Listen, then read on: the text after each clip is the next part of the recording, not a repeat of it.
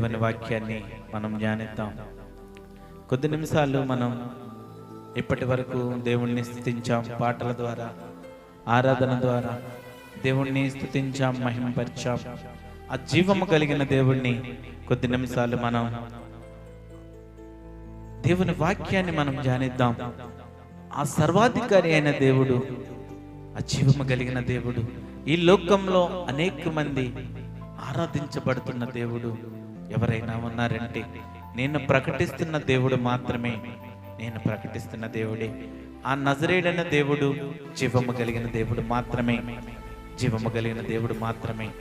ఈ లైవ్ లో చూస్తున్న వారందరికీ, సంఘంలో ఉన్న వారందరికీ యేసుక్రీస్తు నామమున, యేసుక్రీస్తు పేరట మీకు వందనాలు, శుభములు తెలియజేస్తున్నాను. ఈ దినమున ఎవరైతే మరి ఆ యేసుక్రీస్తును అంగీకరిస్తారో, ఎవరైతే యేసుక్రీస్తు నామమందు, యేసుక్రీస్తు నామమున విశ్వాసం ఉంచుతారో వారు దేవుని కుమారులవుతారు. దేవుని కుమారులవుతారు. దేవుని కుమారులుగా ఉండడానికి నీ హృదయాలను సరిచేసుకున్నావు, నువ్వు తీర్మానం చేసుకున్నావు. ఈ దినము నుండి నువ్వు నమ్మి బాప్తిసం పొంది రక్షణ మార్గంలోకి వస్తే దేవుని కుమారులుగా పిలువబడతాం.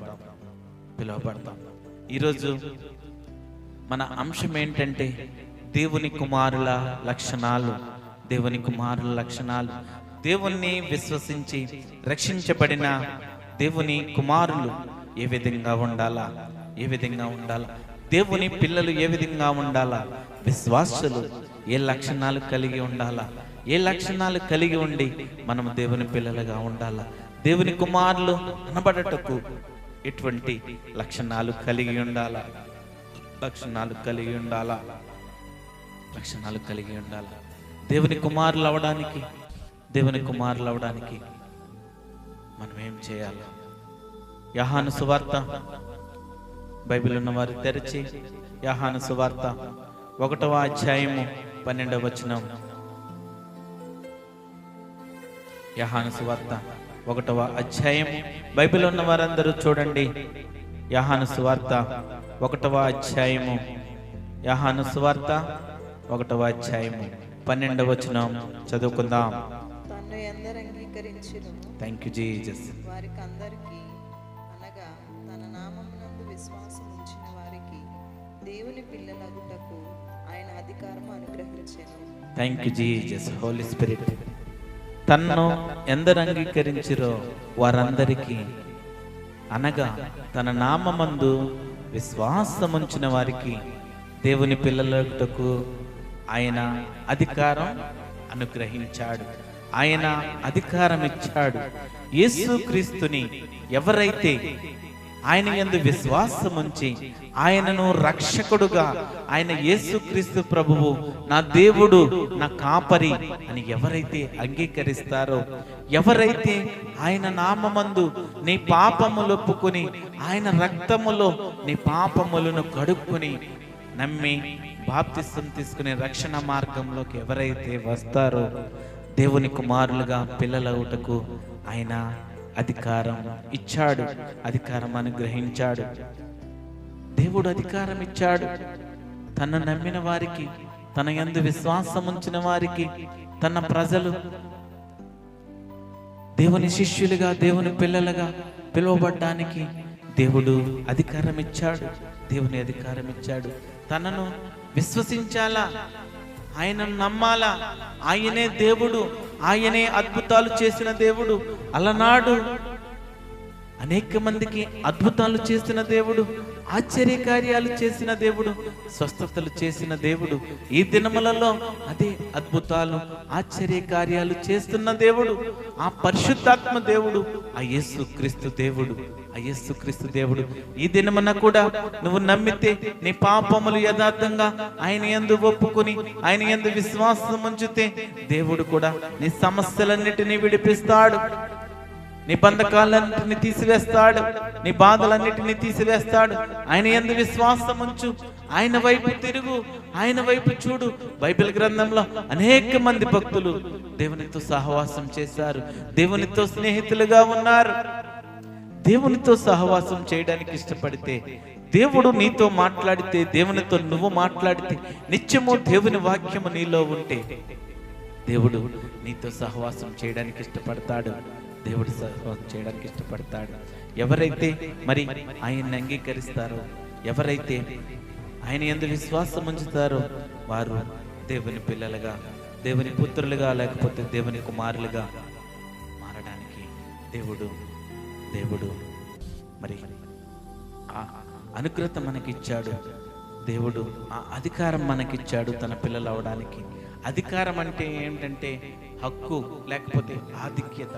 దేవుడు తన పిల్లలుగా చేసుకోవడానికి మనకు ఒక హక్కు ఇచ్చాడు, ఒక ఆధిక్యత ఇచ్చాడు. ఆయన స్వీకరించినప్పుడు వారు మరో జన్మ పొంది దేవుని పిల్లలవుతారు. దేవుని పిల్లలవుతారు. మరో జన్మ పొందాలా, బాప్తిస్మం తీసుకుని మరో జన్మ పొంది దేవుని పిల్లలు అవ్వాల. మనం ఈ లోకంలో గత దినములు మన జీవితము చెడ్డ మాదిరిగా ఉందేమో, చెడ్డ కార్యాలను చేశామేమో, చెడ్డ తలంపులతో ఉన్నామేమో, చెడ్డ ఆలోచనలు కలిగి ఆ పాపపు జీవితంలో జీవించామేమో. కానీ దేవుడు సత్యమైన దేవుడు, పరిశుద్ధుడైన దేవుడు, పాపము లేని దేవుడు. అటువంటి దేవుడిని మనము కలిగి ఉన్నాం. ఆ పాపపు జీవితాన్ని వదిలిపెట్టి దేవుని వైపు చూస్తే, దేవునికి మన హృదయాన్ని ఇస్తే, ఆ బాప్తిస్మం ద్వారా, ఆ మారు మనసు రక్షణ ద్వారా మరో జన్మ మనం పొందితే దేవుని పిల్లలుగా మనము స్వీకరించబడతాము. దేవుని పిల్లలుగా మనం ఉంటాము.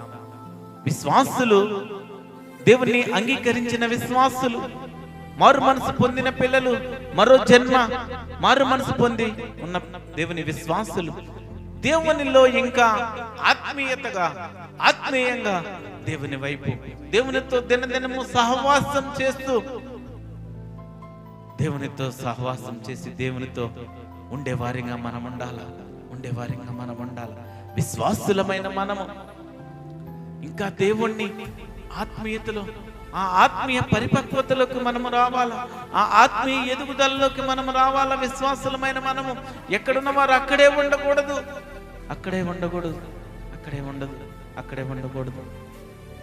ఇంకా ఆత్మీయ పరిపక్వతలోకి రావాలా.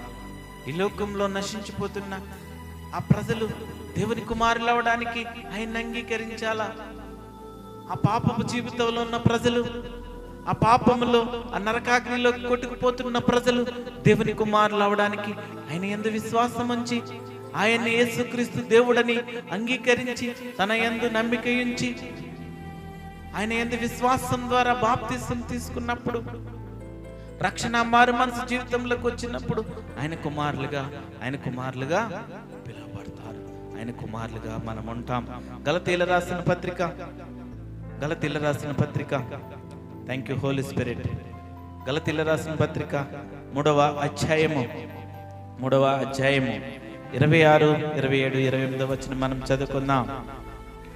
గలతీయుల రాసిన పత్రిక 26వ అధ్యాయము 3వ అధ్యాయము 26, 27, 28 వచనం మనం చదువుకుందాం. యేసుక్రీస్తునందు మీరందరూ విశ్వాసము వలన దేవుని కుమారులై ఉన్నారు.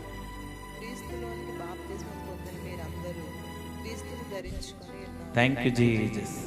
మరి యేసుక్రీస్తు ఆయన యందు మీరందరూ విశ్వాసము వలన దేవుని కుమారులై ఉన్నారు. పౌలు భక్తుడు, అపోస్తుడైన పౌలు భక్తుడు, మరి యేసుక్రీస్తునందు ఎవరైతే ఆయన యందు విశ్వాసము కలిగి ఉంటారో వారు దేవుని కుమారులు అవుతారు. క్రీస్తులోనికి బాప్తిసం పొందిన మీరందరూ క్రీస్తును ధరించుకుని ఉన్నారు. మనమందరము విశ్వాసులమైన మనము బాప్తిసం తీసుకుని మారు మనసు పొంది దేవుని సన్నిధిలో మనం దేవుని స్తుతిస్తున్నాం. ఇంకా ఈ లోకంలో అనేక మంది నశించిపోతున్న ప్రజలున్నారు. ఆ దేవుని ప్రేమ తెలియని ప్రజలున్నారు. ఆ యేసుక్రీస్తు చేసిన త్యాగం తెలియని ప్రజలు చాలా మంది ఉన్నారు. ఆ దేవుని నడిచిన నడవడిక, దేవుని నడత తెలియని ప్రజలు ఉన్నారు. తెలుసుకోవాలని వారికి ఆలోచన లేకపోయినప్పటికీ వారు ఏదో ఒక దినమున ఆ దేవుని సత్యమేంటో తెలుసుకుంటారు. ఎంతో మంది మహానుభావులు, దేశ నాయకులు, భక్తులు యేసుక్రీస్తు చూపిన ప్రేమ, యేసుక్రీస్తు నిన్ను వలె నీ పొరుగు వారిని ప్రేమించుము, లోకమును ప్రేమించుమని ఆ మాటలను బట్టి ఎంతో మంది రాజకీయ నాయకులు, మహాత్ములు, గొప్ప నాయకులు యేసుక్రీస్తు కోసం ప్రకటించారు. వారు దేవుణ్ణి తెలుసుకోలేదు. యేసుక్రీస్తుని తెలుసుకోపోయినప్పటికీ కూడా దేవుడు ఒక్కడే సత్యమైన దేవుడు, సజీవుడైన దేవుడినని వారు ప్రకటించారు.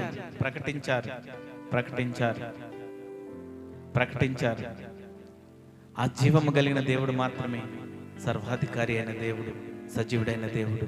మరి అటువంటి దేవుణ్ణి మనం దేవుని కలిగి ఉన్నాం. యేసుక్రీస్తు నందు మీరందరూ విశ్వాసము వల్ల దేవుని కుమారులై ఉన్నారు. క్రీస్తులోనికి బాప్తిసం పొందిన మీరందరూ క్రీస్తును ధరించుకొని ఉన్నారు. మరి ఇందులో యూదుడని, గ్రీసు దేశస్థుడని, దాసుడని, స్వతంత్రుడని లేదు, పురుషుడని, స్త్రీ అని లేదు. యేసుక్రీస్తు నందు మీరందరూ ఏకముగా ఉన్నారు. అందరూ కూడా కులము, మతము, ప్రాంతము ఏది లేదు.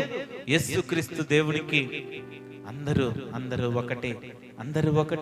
ఏ భేదము లేదు. ఆ యేసుక్రీస్తుని అంగీకరించడానికి, యేసుక్రీస్తుని ప్రేమించడానికి, యేసుక్రీస్తుని రక్షకుడిగా స్వీకరించడానికి కులం లేదు, మతం లేదు, ప్రాంతం లేదు. అందరినీ ప్రేమించే దేవుడు, అందరికీ దేవుడు యేసుక్రీస్తు. అందరికీ దేవుడు. ఈ లోకంలో కులానికి ఒక దేవుణ్ణి ఎంచుకుంటున్నారేమో, ప్రాంతానికి ఒక దేవుణ్ణి ఎంచుకుంటున్నారు. ఒక వర్గం వారు ఒక దేవుణ్ణి, ఒక కులం వారు ఒక దేవుణ్ణి అనేక విగ్రహారాధనని పెట్టుకుని దేవుణ్ణి స్తుతిస్తున్నారు అనేక మంది ప్రజలు, దేవుని తెలుసుకున్న ప్రజలు. ఈ లోకంలో, ఈ మానవాళికి, ఈ ప్రపంచంలో ఏకైక దేవుడు, నేను ప్రకటిస్తున్న దేవుడు సత్యవంతుడు. ఆయనకి కులము లేదు, మతము లేదు, ప్రాంతము లేదు, దేశము లేదు. ప్రపంచంలో ఉన్న వారందరూ కూడా ఆయన్ని ప్రేమిస్తున్నారు, ఆయన్ని ఆరాధిస్తున్నారు. Thank you Holi spirit, thank you wonderful holy spirit, thank you Jesus. ఆయన అందరూ కూడా ఆరాధిస్తున్నారు. దేవుడు గొప్ప దేవుడు. దేవుని వాక్య ప్రకారం మరి అనేక మంది జీవిస్తున్నారు. దేవుని ఆజ్ఞల్ని గైకొని దేవుని కుమారులు, దేవుని విశ్వాసులు ఎంతో మంది నడుచుకుంటున్నారు. రోమీయులకు రాసిన పత్రిక 8వ అధ్యాయము 14వ వచనం మనం చూద్దాం. రోమీయులకు రాసిన పత్రిక 8వ అధ్యాయము 14వ వచనం చూద్దాం. దేవుని ఆత్మ చేత ఎందరు నడిపింపబడుదురు, వారందరూ దేవుని కుమారులై ఉందురు. దేవుని ఆత్మ చేత ఎందరూ నడిపించబడతారో, ఎవరైతే దేవుని ఆత్మ చేత నడిపించబడతారో, ఎవరైతే దేవుని ఆత్మ ద్వారా ఈ లోకంలో నుండి ఆ ప్రత్యేకమైన జీవితాన్ని జీవిస్తూ దేవుని ఆత్మ ద్వారా నడిపించబడతారో వారు దేవుని కుమారులుగా ఉందరు. ఆత్మలో పరిపక్వత, ఆత్మీయ జీవితంలో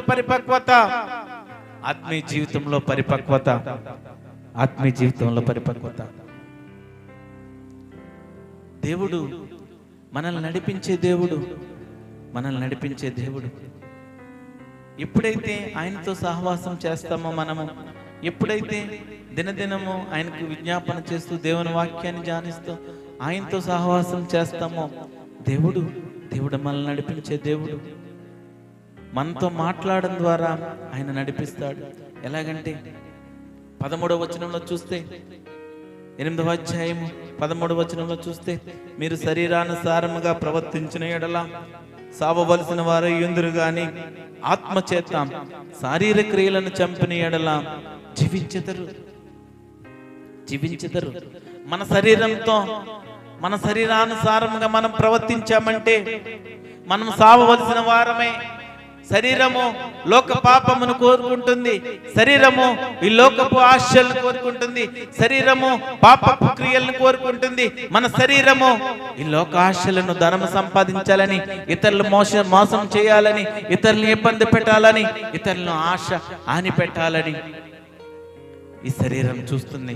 ఈ శరీరమును సరైన మార్గంలో, ఈ శరీరమును సక్రమంగా కన కాపాడుకుని దేవుని ఆజ్ఞలకు లోబడి, దేవుని చిత్తానికి లోబడి ఈ శరీరం ఏ విధంగా ఉంచుకోవాలో మనం ఆ విధంగా ఉంచుకుంటేనే మనము ఆ చావు నుంచి తప్పించుకునే వారంగా మనం ఉంటాము.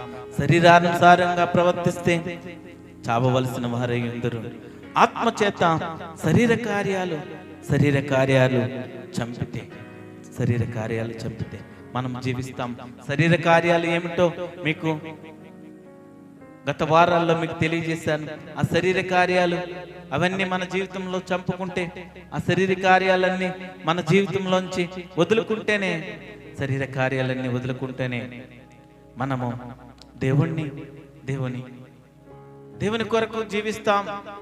దేవుడు మనల్ని ఆయన రాజ్యంలో చేర్చుకోవడానికి ఇష్టపడతాడు. ఆ శరీర కార్యాలు మరి గలతీయులకు రాసిన పత్రిక 5వ అధ్యాయం 19 నుంచి 21వ వచనం వరకు మనం చూసాము. 21వ వచనం వరకు మనం చూసాము. జారత్వము, వ్యభిచారము, అపవిత్రత, కామతత్వము, విగ్రహారాధన, అభిచారము, ద్వేషములు, కలహములు, మత్సరములు, క్రోధములు, కక్షలు, భేదములు, విమతములు, అసూయలు, హత్యలు, మతతత్వములు, అల్లరితో కూడిన ఆటపాటలు, అనేకమైనవి మనము ఆ గలతీయులకు రాసిన పత్రికల్లో మనం చూసాం. గలతీయులకు రాసిన పత్రికల్లో శరీర కార్యాల నుండి మనము తప్పించుకోవాలా.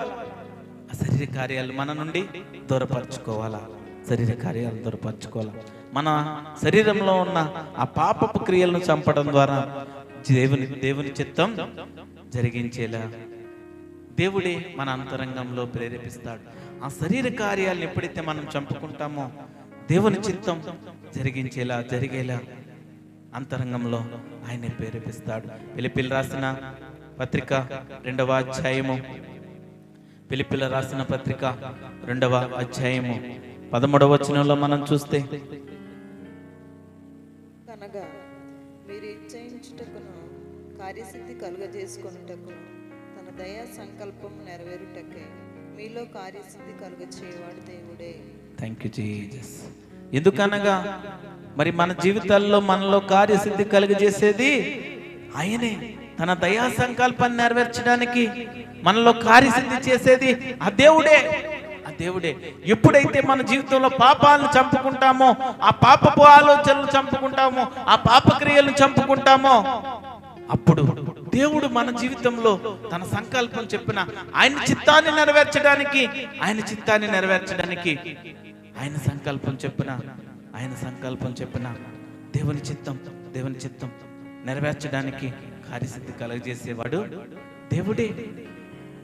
నీ పాపాలను వదిలిపెట్టుకుని దేవునికి ఇష్టమైన వ్యక్తిగా, దేవుని స్నేహితుడిగా, దేవుని కుమారుడిగా, దేవుని శిష్యుడిగా నువ్వెప్పుడైతే దేవునికి అంగీకరించుకుంటావో, నీ హృదయం సమర్పించుకుంటావో, దేవుడు నీ జీవితంలో తన చిత్తం నెరవేర్చడానికి ఆయన కార్యసిద్ధిని కలుగజేసే దేవుడు. నీ ఆలోచనలన్నీ, నీ చెడు ఆలోచనలన్నీ పక్కన పెట్టేసి దేవునికి హృదయమేమో.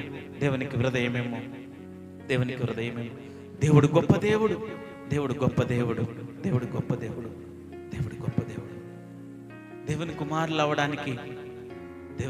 అవడానికి ఆయన అంగీకరించాలా. దేవుని వాక్యం ఏం సెలవిస్తుందో మనం చూద్దాం. ఎఫెసీయులకు రాసిన పత్రిక, thank you Jesus, Holi spirit. ఎఫెసీయులకు రాసిన పత్రిక 1వ అధ్యాయము 6వ వచనం మనం చూద్దాం. ఎఫెసీయులకు రాసిన పత్రిక 1వ అధ్యాయము 6వ వచనం మనం చూద్దాం. ఎట్లనగా తన ప్రియుని యందు తాను ఉచితంగా మనకు అనుగ్రహించిన తన కృపా మహిమకు కీర్తి కలుగునట్లు తన చిత్త ప్రకారమైన దయా సంకల్పం చొప్పున యేసుక్రీస్తు ద్వారా తనకు కుమారులనుగా స్వీకరించుటకై మనలను ముందుగా తన కోసము నిర్ణయించుకొని మనము తన ఎదుట పరిశుద్ధులమును నిర్దోషులమునై ఉండవలెనని జగత్తు పునాది వేయబడక మునిపే ప్రేమ చేత ఆయన క్రీస్తులో మనలను ఏర్పరచుకొనెను.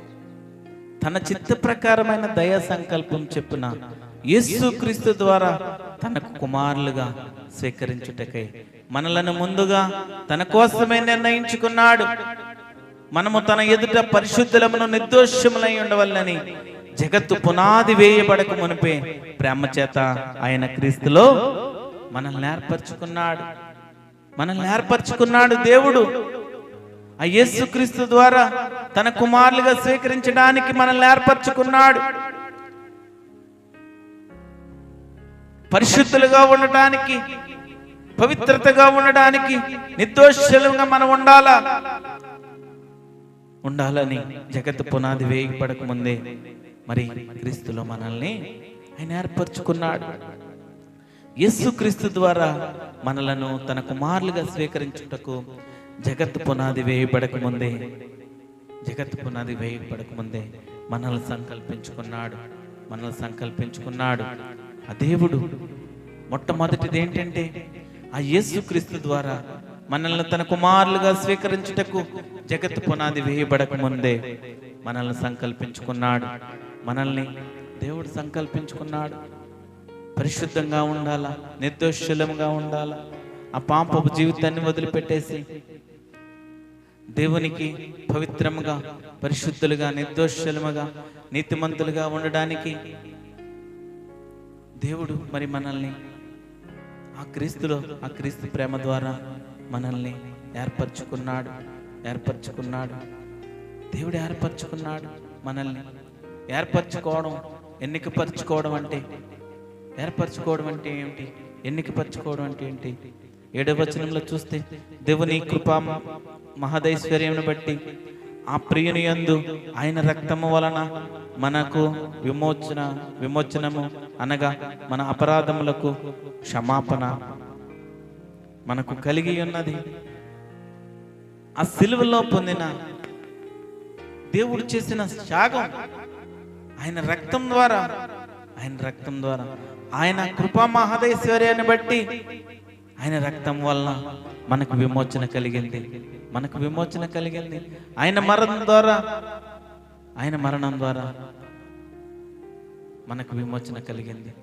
ఆయన రక్తంలో మన పాపములను కడిగి వేశాడు. మన పాపముల కోసం మరణించిన దేవుడు మన కోసం మరణించాడు. మన పాపముల కోసం సిలువ వేయబడ్డాడు. ఈ లోకంలో ఎవరికి కూడా కీడు చేయని వ్యక్తి, హాని చేయని వ్యక్తి మన దేవుడు. జగత్తు పునాది వేయక ముందే మనల్ని ఎన్నుకున్నాడు, మనల్ని ఏర్పరచుకున్నాడు. జగత్తు పునాది వేయక ముందే మనల్ని ఎన్నుకున్నాడు, ఏర్పరచుకున్నాడు. అపోస్తుల కార్యములు 20వ అధ్యాయము 28వ వచనం మనం చూద్దాం. అపోస్తుల కార్యములు 20వ అధ్యాయము 28వ వచనం మనం చూద్దాం. దేవుడు తన స్వరక్తమిచ్చి సంపాదించిన తన సంఘమును కాయుటకు పరిశుద్ధాత్మ మిమ్మును దేనియందు అధ్యక్షులనుగా ఉంచెను. ఆ యావత్తు మందను గూర్చి మీ మట్టుకు మిమ్మును గూర్చి జాగ్రత్తగా ఉండుడి. మరి దేవుడు తన స్వరక్తమిచ్చి సంపాదించిన తన సంఘాన్ని కాయడానికి పరిశుద్ధాత్మ మిమ్మల్ని దేనియందు అధ్యక్షులుగా ఉంచాడు. మరి సంఘాన్ని కాయడానికి సేవకులను ఏర్పరిచాడు. ప్రవక్తలను, దేవుని సువార్త ప్రకటించడానికి ప్రసంగికులను, అనేక మందిని దేవుడు ఏర్పరచుకున్నాడు.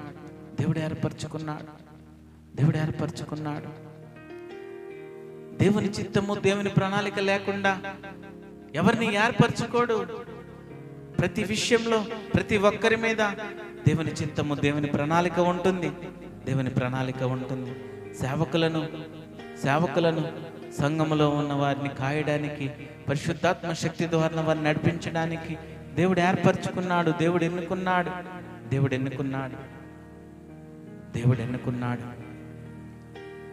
ఎన్నుకున్నాడు. మరి యేసుక్రీస్తు ద్వారా మనలను తన కుమారులుగా స్వీకరించుకుంటున్నాడు. జగత్తు పునాది వేయబడక ముందే మనల్ని ఆయన ఉద్దేశం మన పట్ల ఉంది.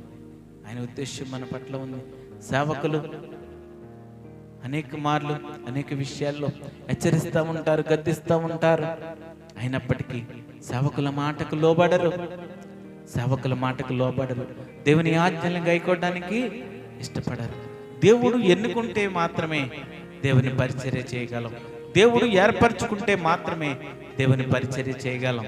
దేవుని ఆ శక్తి, దేవుని ఆత్మ నడిపింపు, ఆ పరిశుద్ధాత్మ శక్తి లేకపోతే దేవుని పరిచర్య మనం చేయలేం. దేవుని పరిచర్య చేయలేం. దేవుడు ఆషామాషిగా ఎవరిని బట్టి వారిని నిలబెట్టేసి దేవుడు పని చేయించుకోడు. పరిశుద్ధాత్మ శక్తి ద్వారా, పరిశుద్ధాత్మ ప్రేరేపణ ద్వారా, ఆయన ఆత్మ అభిషేకం ద్వారా దేవుడు అభిషేకించి దేవునికి ఇష్టమైన ప్రజలను ఏర్పరచుకుంటాడు. దేవునికి ఇష్టమైన ప్రజలను ఏర్పరచుకుని ఆయనను సంతోషపెట్టడానికి ఆ యేసుక్రీస్తు ప్రభువుని, ఆ పరిశుద్ధాత్మ దేవుడిని మహిమపరచడానికి, సంతోషపరచడానికి, నశించిపోతున్న ఆత్మలను రక్షించడానికి ఆ దేవాది దేవుడు ఏర్పరచుకుంటాడు. ప్రణాళిక కలిగి ఉంటాడు.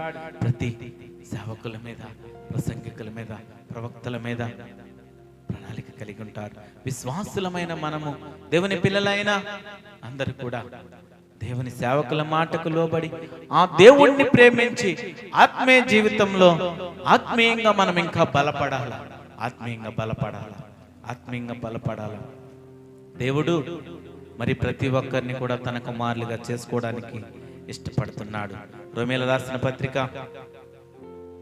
థ్యాంక్ యూ హోలీ స్పిరిట్, 3వ అధ్యాయము 24 నుంచి 26వ వచనం వరకు మనం చూద్దాం. రోమీయులకు రాసిన పత్రిక 3వ అధ్యాయము 24-26 వచనం మనం చూద్దాం. కాబట్టి నమ్మువారు ఆయన కృపచేతనే క్రీస్తు యేసునందలి విమోచనము ద్వారా ఉచితముగా నీతిమంతులను తీర్చిపడుచున్నారు. పూర్వము చేయబడిన పాపములను దేవుడు తన ఓరిమి వలన ఉపేక్షించినందున ఆయన తన నీతిని కనుపరచవలెనని క్రీస్తు యేసు రక్తమునందలి విశ్వాసము ద్వారా ఆయనను కరుణాధారముగా బయలుపరచెను. దేవుడిప్పటి కాలమందు తన నీతిని కనబరచు నిమిత్తము తాను నీతిమంతుడును యేసునందు విశ్వాసము గలవానిని నీతిమంతునిగా తీర్చువాడిన ఇండుటకు ఆయన అలాగు చేసెను. Thank you Holi Spirit. మరి నమ్మువారు ఆయన కృపచేత క్రీస్తు యేసునందలి విమోచనం ద్వారా ఉచితముగా నీతిమంతులుగా తీర్చబడుచున్నారు. ఎవరైతే ఆయన యందు విశ్వాసం ఉంచుతారో, ఎవరైతే ఆయన్ని నమ్ముతారో, క్రీస్తు యేసునందలి విమోచనం ద్వారా ఉచితముగా నీతిమంతులుగా తీర్చబడతారు. నీ పాపములను ఒప్పుకొని సిలువలో కార్చిన ఆయన రక్తంలో నీ పాపములను కడుక్కొని దేవుని సన్నిధిలో నీ పాపములన్నీ ఒప్పుకొని, దేవుని సన్నిధి ఎదుట నీ పాపములన్నీ ఒప్పుకొని దేవుణ్ణి విశ్వసించి నమ్మావంటే ఆయన కృప ద్వారా నీకు విమోచనం కలుగుతుంది. ఆయన కృప ద్వారా నీకు విమోచనం కలుగుతుంది. నీ పాపములకు విమోచన కలుగుతుంది. నీ పాపముల నుండి విడిపించబడతావు. అప్పుడు మాత్రమే నువ్వు నీతిమంతులుగా తీర్చబడతావు. పూర్వము చేయబడిన పాపములను దేవుడు మరి తన ఓరిమి వలన ఉపేక్షించినందున ఆయన తన నీతిని కనపరచవలనని క్రీస్తు యేసు రక్తమందలి విశ్వాసం ద్వారా ఆయన కరుణాధారముగా బయలుపరిచాడు. ఆయన రక్తంలో కల్మషం లేదు. ఆయన ఏ పాపము చేయని దేవుడు. అందుకే ఆయన పాపములను మనము ఆయన రక్తంలో కడుక్కొనవలని, ఆయన రక్తంలో మనం కడుక్కోవాలి. యేసునందు విశ్వాసము గలవానిని నీతిమంతులుగా తీర్చువాడాయన. మరి ఎవరైతే దేవుని కుమారులు అవడానికి, దేవుని పిల్లలు కావడానికి ఆయన యందు నమ్మిక ఉంచుతారో, విశ్వాసం ఉంచుతారో, వారిని నీతిమంతులుగా చేయడానికి, వారి పాప బంధకాలను విడిపించడానికి దేవుడు సిద్ధముగా ఉన్నాడు. ఇంకా ఎవరైతే దేవుణ్ణి అంగీకరించారో, ఎవరైతే దేవుణ్ణి తెలుసుకోలేదో వారందరూ దేవుని వైపు చూడండి.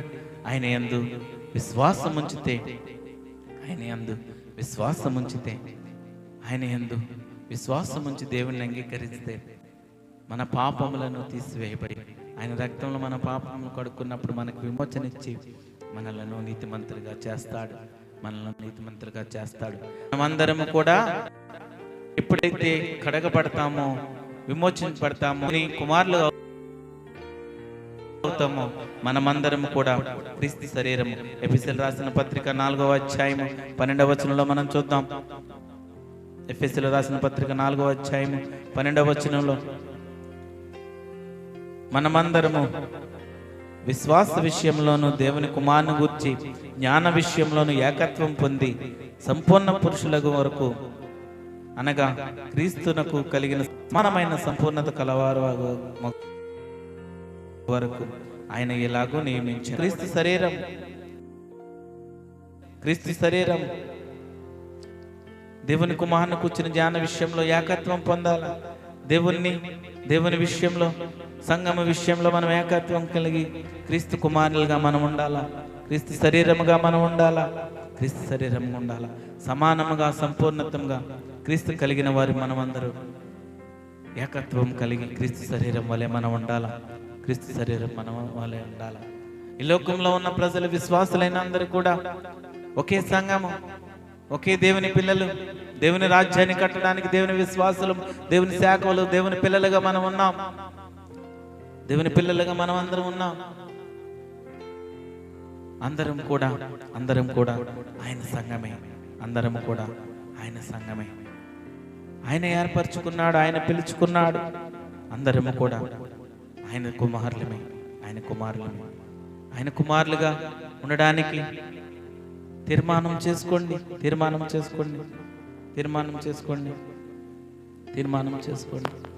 ఈ జనమంతా కూడా ఆయన సృష్టింపు వలన, ఆయన సృష్టి వలన కలిగిన జనమే. అయినప్పటికీ కొద్దిమంది దేవుణ్ణి తృణీకరించి, దేవుని లెక్క పెట్టని వారు, దేవుని లక్ష్య పెట్టని వారు ఆ నరకంలోకి పోవడానికి సిద్ధపడుతున్న ప్రజలు ఉన్నారు. వారందరినీ రక్షించడానికి, వారందరినీ వారి బంధకాలను విడిపించడానికి ఆ యేసుక్రీస్తు ప్రభు మానవుడిగా వచ్చి అనేక బంధకాలను, అనేక పాపాలను, అనేక మందికి స్వస్థతలు, ఆశ్చర్యకార్యాలు చేశాడు. మన పాపముల నిమిత్తము, మనం చేసిన పాపముల నిమిత్తము ఆయన సిలువలో తన రక్తాన్ని కాచి బలయ్యాడు. మొట్టమొదటిది యేసుక్రీస్తు ద్వారా మనలను తన కుమారులుగా స్వీకరించడానికి జగత్తు పునాది వేయబడక ముందే మనల్ని సంకల్పించుకున్నాడు. రెండవది రోమీయులకు రాసిన పత్రిక 9వ అధ్యాయము 26వ వచనం మనం చూద్దాం. రోమీయులకు రాసిన పత్రిక 9వ అధ్యాయము 26వ వచనం మనం చూద్దాం. మరియు జరుగునదేమనగా, మీరు నా ప్రజలు కారని ఏ చోటను వారితో చెప్పబడిన ఆ చోటనే జీవముగల దేవుని కుమారులని వారికి పేరు పెట్టబడును అని హోషేయలో ఆయన చెప్పుచున్నాడు. మరి నా ప్రజలు కారని ఎవరైతే చెప్తున్నారో ఆ చోటనే జీవముగల దేవుని కుమారులని వారికి పేరు పెట్టుచున్నాను.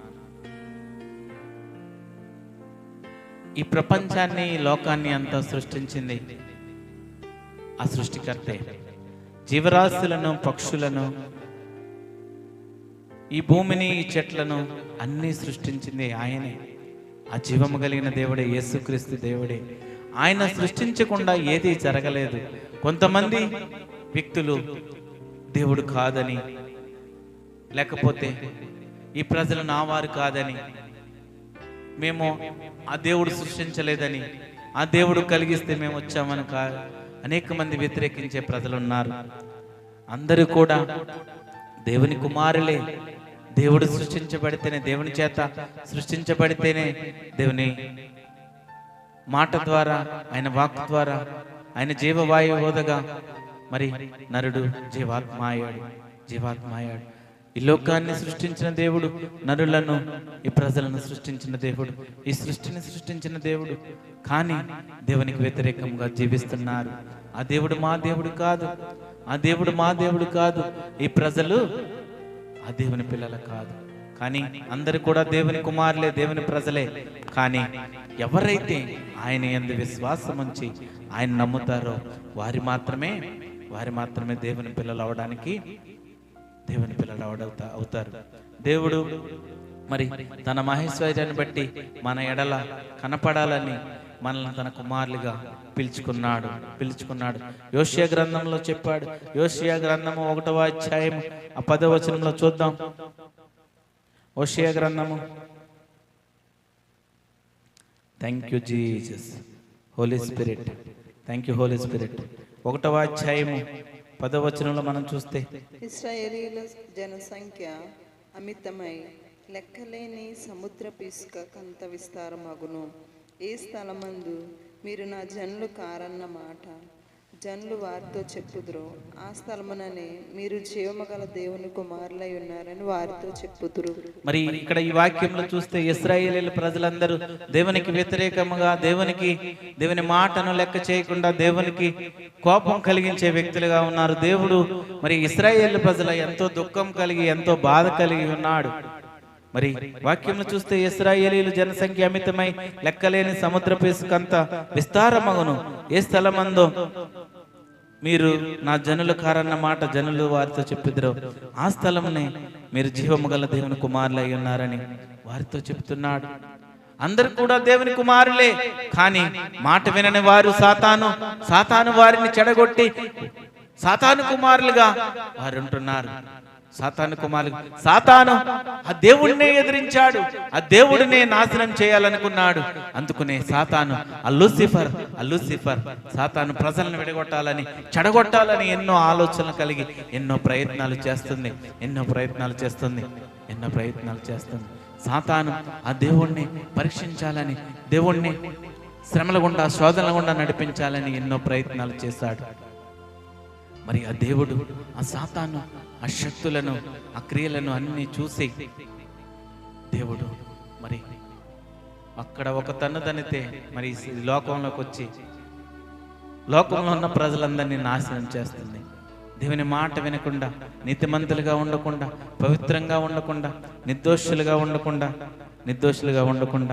అనేక ప్రజలను చెడగొడుతుంది. దేవుడు తన మహదైశ్వర్యాన్ని మన ఎడల కనపరచవల్లని మనలను కుమారులుగా పిలిచి ఉన్నాడు. కొరింథీయుల రాసిన 2వ పత్రిక 6వ అధ్యాయము 18వ వచనం చూద్దాం. కొరింథీయుల రాసిన 2వ పత్రిక, thank you Holi spirit, thank you Holi Spirit. 6వ అధ్యాయము 18వ వచనం మనం చూద్దాం. మనము జీవము గల దేవుని ఆలయమై ఉన్నాము. అందుకు దేవుడు ఇలాగ సెలవిచ్చుచున్నాడు, నేను వారిలో నివసించి సంచరింతును, నేను వారి దేవుడినై ఇందును, వారు నా ప్రజలై ఇందురు. కావున మీరు వారి మధ్య నుండి బయలువెడలి ప్రత్యేకముగా ఉండుడి, అపవిత్రమైన దానిని ముట్టకుడని ప్రభువు చెప్పుచున్నాడు. మరియు నేను మిమ్మల్ని చేర్చుకొందును, మీకు తండ్రినై ఇందును, మీరు నాకు కుమారులను కుమార్తెలునై ఇందురని సర్వశక్తి గల ప్రభువు చెప్పుచున్నాడు. మనలను కుమారులుగాను కుమార్తెలుగాను చేర్చుకున్నాడు. ఆ ప్రభువు చెప్పుచున్నాడు, మనలను కుమారులుగాను కుమార్తెలుగాను ఆయన చేర్చుకున్నాడు. మనము జీవము గల దేవుని ఆలయమై ఉన్నాం. విశ్వాసులమైన మనము దేవుని ఆలయమై ఉన్నాము. దేవుని ఆలయమై ఉన్నాము.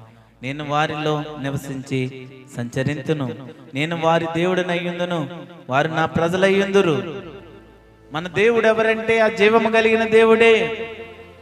ఆ దేవుని ప్రజలు ఎవరంటే ఈ లోకంలో ఉన్న ప్రజలందరూ ఆ దేవుని ప్రజలే. దేవుణ్ణి అంగీకరించిన వారు దేవుని ప్రజలే. దేవుని అంగీకరించిన వారు కూడా దేవుడు సృష్టించిన ప్రజలే. దేవుణ్ణి అంగీకరించిన వారి కోసమే దేవుడు ఎంతో దుఃఖపడుతూ, బాధపడుతూ, ఈ పాపములు చేసిన వారందరూ ఆయన రక్తంలో కడగబడాలని ఆయన సిలువ వేయబడి మరలా లేచి పునరుద్ధానుడిగా ఉన్న దేవుడు, 3వ దినమున లేచిన దేవుడు. ఆ ప్రజలందరూ కూడా మార్పు కలిగి జీవించాలా. నశించిన దాన్ని వెతికి రక్షించడానికి మనుష్య కుమారుడిగా దేవుడి లోకానికి వచ్చాడు. నశించిపోతున్న ఆత్మలను రక్షించడానికి, నశించిపోతున్న ప్రజలను రక్షించడానికి దేవుడు ఈ లోకానికి వచ్చాడు. ఆ నశించిపోతున్న ఆత్మలు ఎవరంటే పాపములో ఉండి పాప కార్యాలను చేస్తూ, చిక్కటి సంబంధమైన కార్యాలను చేస్తూ, దేవునికి విరోధముగా జీవిస్తూ, తినుచు తాగుతూ సుఖించు వారిని దేవుడు విడిపించాలని, ఆ పాప బంధకముల నుండి రక్షించాలని దేవుడు నశించిపోతున్న వాటిని వెదకి రక్షించడానికి మనుష్య కుమారుడిగా వచ్చాడు. ఇశ్రాయేలీల ప్రజలు దేవునికి వ్యతిరేకముగా, దేవునికి విరోధముగా ఎన్నో పాపములు చేశారు, విగ్రహారాధన చేశారు, దేవుణ్ణి దుఃఖపరిచారు. దేవుని దుఃఖపరిచారు.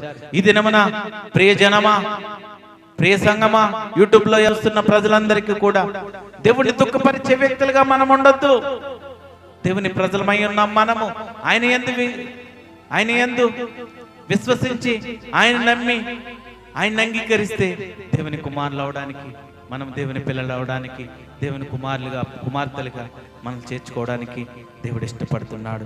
ప్రభువు చెప్పాడు, మీరు నాకు కుమారులను కుమార్తెలను అయ్యుందరని సర్వశక్తి గల ప్రభువు చెప్పుచున్నాడు. సర్వశక్తి గల ప్రభువు చెప్పుచున్నాడు. సర్వశక్తి కలిగిన ప్రభువు చెప్పుచున్నాడు. మీరందరూ దేవుని ప్రజలే, మీరందరూ దేవుని ప్రజలే, దేవుడు సృష్టించిన ప్రజలే.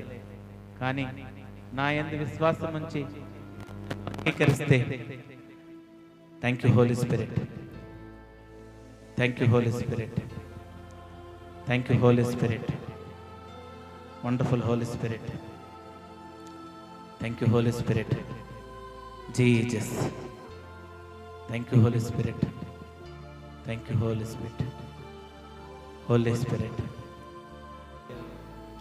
Thank you Holi spirit, thank you Holi spirit,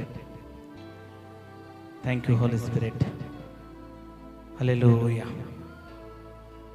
మనలను కుమారులుగా కుమార్తెలుగా చేయడానికి, కుమారులుగా కుమార్తెలుగా ఉంటారని ఆ సర్వశక్తి గల ప్రభువు చెప్పుచున్నాడు. Thank you Holi spirit, Holi Spirit. మరి మనలను కుమారులుగా కుమార్తెలుగా దేవుడు చేయడానికి, దేవుడు ఉంచుకోవడానికి, ఆయన యందు విశ్వాసం వస్తుంది. ఆయన యందు ఎవరైతే తన్ను అంగీకరిస్తారో, ఎవరైతే బాప్తిస్మం తీసుకొని దేవుణ్ణి నమ్మి విశ్వాసం పొంది విశ్వసించి ఆయన యందు బాప్తిస్మం తీసుకుంటారు, ఆయన యందు బాప్తిస్మం తీసుకుంటారు, తన కుమారులుగా కుమార్తెలుగా పిలువబడతారు. మరి 4వదిగా ఏప్రిల్ రాసిన పత్రిక 12వ అధ్యాయము, ఏప్రిల్ రాసిన పత్రిక 12వ అధ్యాయము 10వ వచనం మనం చూద్దాం. 12వ అధ్యాయము. వారు కొన్ని దినముల మట్టుకు తమకిష్టము వచ్చినట్టు మనలను శిక్షించిరు గాని మనము తన పరిశుద్ధతలో పాలు పొందవలనని మన మేలు కొరకే ఆయన శిక్షించుచున్నాడు. మరి కొన్ని దినముల మట్టుకు తమకిష్టం వచ్చినట్టు మనల్ని శిక్షించరు గాని మనము తన పరిశుద్ధతలో పాలు పొందాలని మన మేలు కొరకే ఆయన శిక్షించుచున్నాడు. తన పరిశుద్ధతలో పాలు పొందవలనని మేలు కొరకు ఆయన కుమారులను ఆయన శిక్షిస్తున్నాడు. ఎందుకు శిక్షిస్తున్నాడంటే పరిశుద్ధంగా ఉండాలా, పవిత్రులుగా ఉండాలా, నిష్కపటమై ఉండాలా, నిష్కపటులుగా ఉండాలా అని దేవుడు శిక్షిస్తున్నాడు. ప్రభువు చేయు శిక్ష, ఆ ప్రభువు శిక్షించే శిక్ష ఏంటంటే విశ్వాసులను దేవుడు శిక్షించడంలో, వారి జీవితాల్లోకి శ్రమలను కష్టాలను అనుమతించటం, వాటి ద్వారా మనము దేవుని కుమారులుగా ఉన్నామా లేకపోతే తప్పిపోయి ఉంటున్నామా, ఆ శ్రమలను తట్టుకుని ఆ బాధలను తట్టుకుని దేవుణ్ణి కనపరిచే వ్యక్తులుగా ఉన్నామా, దేవుణ్ణి ఇంకా ఆరాధించే వ్యక్తులుగా ఉన్నామా అని దేవుడు పరీక్షిస్తున్నాడు. మనము దేవుని పిల్లలమని ఆ శ్రమల ద్వారా మనము రుజువు అవుతాం దేవునికి. ఆ సమస్యల ద్వారా, ఆ శోధనల ద్వారా నువ్వు దేవుని కుమారుడిగా కుమార్తెగా నిలబడితే దేవుడు నిన్ను చూస్తాడు. ఆ శ్రమలను బట్టి, ఆ శోధనలను బట్టి నీకు మంచి ప్రతిఫలం ఇస్తాడు, గొప్ప ఆశీర్వాదం ఇస్తాడు, అనేక నీతి కిరీటాలు ఇస్తాడు. ఎందుకంటే శ్రమలను శోధనలను సహించువాడు, ఆయన కోసం నిందలను బాధలను సహించువాడు ఆయన రాజ్యంలో నీతి కిరీటం ఇవ్వడానికి దేవుడు ఇష్టపడుతున్నాడు. దేవుడు ఇష్టపడుతున్నాడు.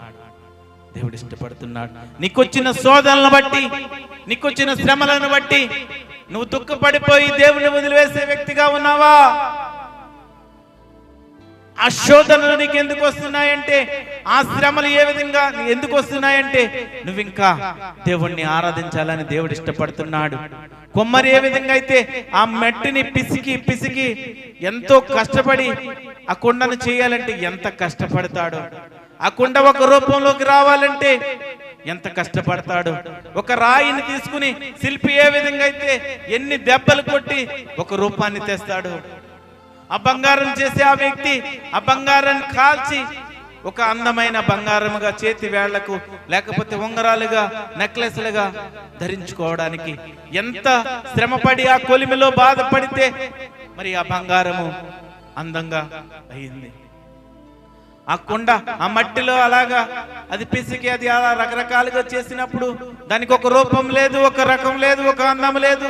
అది కుండగా తయారైన తర్వాత దానికి ఒక అందం వచ్చింది, దానికి ఒక రూపం వచ్చింది. ఆ రాయిని తీసుకున్నప్పుడు అదొక బండ రాయిలాగా ఉందేమో, శిల్పకారుడు దాన్ని చెక్కితే ఒక శిల్పంలాగా, మనుషుల్ని ఆకర్షించే శిల్పంలాగా అది అయ్యిందేమో. నీకొచ్చే శోధనలను బట్టి, నీకొచ్చే శ్రమలను బట్టి, నీకొచ్చే ఇబ్బందులను బట్టి ఏ పరిస్థితుల్లో కూడా దేవుణ్ణి వదిలిపెట్టొద్దు, దేవుణ్ణి వదిలిపెట్టొద్దు, దేవుణ్ణి విడిచిపెట్టొద్దు, దేవుణ్ణి విడిచిపెట్టొద్దు.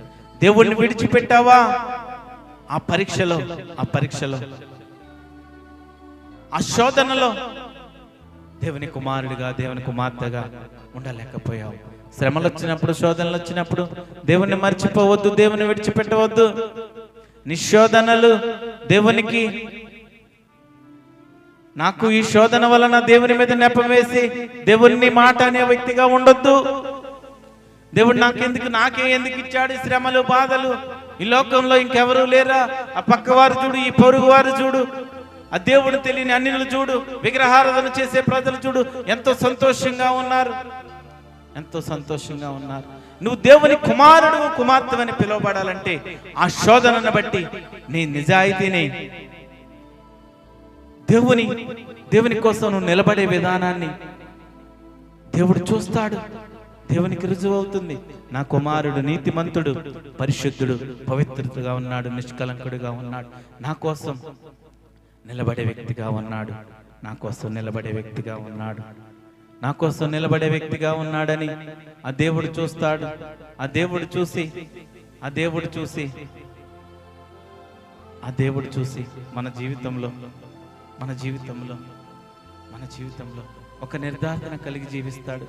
ఒక నిర్ధారణ కలిగి జీవిస్తాడు. అది రుజువు చేస్తుంది, దేవునికి రుజువు చేస్తుంది. Thank you Holi spirit. తన పరిశుద్ధతలో పాలు పొందవాలనని మేలు కొరకే ఆయన తన కుమారులను కుమార్తెలను శిక్షిస్తాడు. మనం ఈ లోకంలో ఉన్న ప్రజల కన్నా ప్రత్యేకమైన జీవితంలో మనం ఉండాలా. విశ్వాసులము, దేవుని కుమారులు, దేవుని కుమార్తెలు. ఎప్పుడైతే ఆయన యందు విశ్వాసం ఉంచి ఆయన కుమారులుగా, ఆయన కుమార్తెలుగా మనం స్వీకరించబడతామో, ఆ పరిశుద్ధాత్మ వరమును మనం పొందుతామో, మన జీవితంలో ఆ ప్రత్యేకమైన జీవితం ఉండాలా. మన జీవితంలో ఆ ప్రత్యేకమైన జీవితం, ఆ సపరేటెడ్ లైఫ్, వేరుపరిచిన జీవితం మన జీవితంలో ఉండాలా. దేవుని పరిశుద్ధతలో పాలు పంచుకోవాలని, ఆ పవిత్రమైన జీవితం జీవించాలని. ఎందుకంటే పరిశుద్ధత లేకుండా మనం దేవుణ్ణి చూడలేం, పరిశుద్ధత లేకుండా మనం దేవుణ్ణి చూడలేం. ఈ లోకంలో ఈ లోక ప్రజలతో మనం శిక్ష పొందకూడదని, ఈ లోక ప్రజలతో మనం శిక్ష పొందకూడదని దేవుడు మనల్ని శిక్షించి మేలు చేసి ఆయన కొరకు మనల్ని ఉంచుతాడు. కొరింథీయులకు రాసిన మొదటి పత్రిక 11వ అధ్యాయం 31వ వచనం 32వ వచనం చూద్దాం. కొరింథీయులకు రాసిన మొదటి పత్రిక 11వ అధ్యాయం. Thank you Holi spirit. అయితే మనలను మనమే విమర్శించుకున్న ఎడల తీర్పు పొందకపోదుము. మనము తీర్పు పొందిన ఎడల లోకముతో పాటు శిక్షావిధి కలగకుండానట్లు ప్రభు చేత శిక్షింపబడుచున్నాము. అయితే మనల్ని మనం విమర్శించుకున్న ఎడల తీర్పు పొందకపోదము. మనము తీర్పు పొందిన ఎడల లోకముతో పాటు మనకు శిక్షావిధి కలుగుకున్నట్లు ప్రభువు చేత శిక్షించబడుచున్నాము. మనము ఆ శిక్షావిధిలోకి రాకుండా ఆ దేవుడే మనల్ని శిక్షిస్తున్నాడు, శోధిస్తున్నాడు, పరిశోధిస్తున్నాడు, పరీక్షిస్తున్నాడు. ఆ శ్రమలను బట్టి, సమస్యలను బట్టి, ఇబ్బందులను బట్టి నీ జీవితము దేవుని వైపు ఉందా, దేవుని వైపు ఉందా, దేవుని పైన ఆధారపడిన కుమారుడుగా, కుమార్తెగా ఉన్నావా అని దేవుడు చూస్తున్నాడు. దేవుడు చూస్తున్నాడు. దేవుడు చూస్తున్నాడు. దేవుడు చూస్తున్నాడు. హెబ్రీయులకు రాసిన పత్రిక 10వ అధ్యాయం 11 నుంచి 14 వచనం వరకు చూద్దాం. హెబ్రీయులకు రాసిన పత్రిక 10వ అధ్యాయం. మరియు ప్రతి యాజకుడు దినదినము సేవ చేయించు పాపములను ఎన్నటికి తీసివేయలేని ఆ బలులనే మాటి మాటికి అర్పించుచు ఉండును. ఈయన అయితే పాపముల నిమిత్తమై సదాకాలము నిల్చు ఒక్క బలిని అర్పించి అప్పటి నుండి తన శత్రువులు తన పాదములకు పాదపీఠముగా చేయబడు వరకు కనిపెట్టుచు దేవుని కుడిపార్శ్వమున ఆసీనుడాయెను. మరి దేవుడు పరిశుద్ధత కలిగిన దేవుడు. ఆ పరిశుద్ధత కలిగిన దేవుడు, పాపము తెలియని దేవుడు, నిర్దోషి, నిష్కలంకుడు, ఏ పాపము ఎరగని దేవుడు, మరి పవిత్రముగా ఉన్న దేవుడు ఆ యేసుక్రీస్తు శరీరాన్ని మానవుల పాపముల కోసం అర్పించాడు. మానవుల పాపముల విమోచన కోసం ఆ దేవుడు త్యాగమైన దేవుడు. మరి ఈ లోకంలో విగ్రహాలకు అనేక బలులు అర్పిస్తారు. కోళ్లను కోస్తూ ఉంటారు, మేకలను, గొర్రెలను, అనేక రకమైన బలులు అర్పిస్తారు. కానీ విగ్రహాలకు చేసే బలి కాదు. అది ఏమిటంటే ఆ విగ్రహారాధన, బలి. అనేక నైవేద్యాలు అర్పిస్తారు. దేవునికి వ్యతిరేకంగా ఎన్నో ఒక విగ్రహాలను చేసుకుని నైవేద్యాలు అర్పిస్తూ ఉంటారు, బలి అర్పిస్తూ ఉంటారు. ఆ విగ్రహాలకు, ఆ నైవేద్యాలకు, ఆ విగ్రహారాధన చేసే వారి కోసము, ఆ పాపంలో ఉన్న వారి కోసము దేవుడు తన్నుకు తానే బలి అర్పణం చేసుకున్నాడు. తన్ను తానే ఒక్కసారి అర్పించుకున్నాడు, బలి అర్పించుకున్నాడు. బలి అర్పించుకుని మరి దేవుడు మన పాపములను, మన బంధకాల నుండి విడిపించిన దేవుడు, మన బంధకాల నుండి విడిపించిన దేవుడు. తన పరిశుద్ధతలో పాలు పంచుకోవడానికి మేలు కొరకే ఆయన మనల్ని శిక్షిస్తున్నాడు, మనల్ని శిక్షిస్తున్నాడు. దేవుని కుమారులు ఎటువంటి లక్షణాలు కలిగి ఉండాలా? దేవుని కుమారులు ఎటువంటి లక్షణాలు కలిగి ఉండాలా? దేవుని కుమారులు అవడానికి, దేవుని కుమార్తెలు అవడానికి, దేవుని పిల్లలు అవడానికి ఆయన యందు విశ్వాసం ఉంచాలా, ఆయన యందు రక్షణ మార్గంలో ఉండాలా, మారు మనసు బాప్తిస్తం కలిగి జీవించాలని చూసాము. దేవుని కుమారులు ఎటువంటి లక్షణాలు కలిగి ఉంటారు? దేవుని కుమారులు అయిన మనము, దేవుని కుమారుడిగా నీవు నేను చేర్చబడ్డ మనము, దేవుని కుమారులుగా, కుమార్తెలుగా పిలువబడుతున్న మనము ఎటువంటి లక్షణాలు కలిగి ఉండాలా? ఎటువంటి లక్షణాలు కలిగి ఉండాలా? మత్తయి సువార్త 5వ అధ్యాయం 9వ వచనం చూద్దాం. Thank you Jesus, thank you Jesus. సమాధానపరచువారు ధన్యులు, వారు దేవుని కుమారులు అనబడుదురు. Thank you Jesus. సమాధానపరచువారు ధన్యులు, వారి దేవుని కుమారులు అనబడుదురు. సమాధానపరిచేవారు ధన్యులు, వారు మాత్రమే దేవుని కుమారులు. దేవుని కుమారులు. సమాధానం అంటే ఆ ఎబ్రి పదం ఏంటంటే షాలోం. షాలోం షాలోం యొక్క ఆ మూలభావం ఏంటంటే జీవితంలో ప్రతి రంగంలోనూ సామరస్యము, సంపూర్ణత, పటుతత్వంతో కూడిన సంక్షేమం, విజయం, ఇవన్నీ అర్థాలు వస్తాయి. షాలోం సమాధానం. సమాధానం అంటే షాలోం, సమాధానపరచాల. సమాధానపరచువారు ధన్యులు, వారి దేవుని కుమారులు అనబడతారు. ఎవరైతే సమాధానపరుస్తారో వారు మాత్రమే దేవుని కుమారులు. దేవుని కుమారుల్లో ఈ లక్షణం కలిగి ఉండాల. దేవుని కుమారుల్లో ఆయన యందు విశ్వాసం ఉంచి రక్షించబడిన వారి జీవితంలో ఈ లక్షణం ఉండాల. ఈ లక్షణం ఉండాలి. మొట్టమొదటి లక్షణం సమాధాన పరచాలి. సమాధానపరచాలి. సమాధానపరచాలి. ఎవరితో సమాధానపరచాలి? ఆ సమాధానపరచువారంటే ఎవరు? మరి దేవునితో. దేవునితో. ఈ లోకంలో పాపంలో ఉన్న ప్రజలు, విశ్వాసులు అనేక మంది దేవునితో సమాధాన పడిన వారే. దేవునితో సమాధాన పడిన వారే సిలువ ద్వారా ఆయనతో సమాధానం కలిగి ఉంటారు. ఆ సిలువలో జరిగిన ఆ కార్యం వలన, ఆయన కార్చిన రక్తం వలన, ఆ సిలువలో చేసిన త్యాగం వలన ఆయనతో సమాధానం కలిగి ఉండాలి. సమాధానపరచువారు ధన్యులు. ఏదైనా సమస్య వచ్చినప్పుడు, ఏదైనా ఇబ్బంది వచ్చినప్పుడు దేవుని ప్రేమను, దేవుని దైవ చిత్తాన్ని తెలుసుకుని దైవ జ్ఞానం ద్వారా సమాధానం దేవునికి మహిమకరముగా ఉంచాల. దేవుని మహిమకరముగా ఉండాల. దేవుని మహిమ రాసిన పత్రిక 5వ అధ్యాయము 1వ వచనం